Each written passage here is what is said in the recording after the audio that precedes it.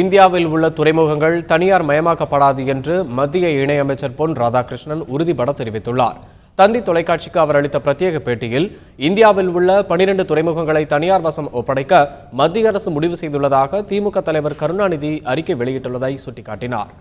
நாடு முழுவதும் உள்ள சிறு தனியார் துறைமுகங்கள் கூடுதல் சரக்குகளை கையாண்டு வருவதாக பொன் ராதாகிருஷ்ணன் குறிப்பிட்டார்.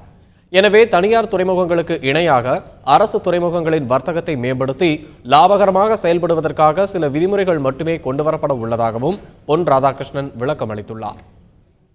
எந்த ஒரு நிலையிலும் பெரிய துறைமுகங்களை தனியார் மயமாக்குவதற்கு நாம் விரும்பவில்லை. அதே நேரத்திலே நம்முடைய துறைமுகங்கள் லாபகரமாக செயல்படக்கூடிய வகையில் சில மாற்றங்கள் செய்ய வேண்டிய கட்டாய நிலைமையில் நாம் இருக்கின்ற காரணத்தினால் சில முயற்சிகளில் இறங்கியிருக்கின்றோம்.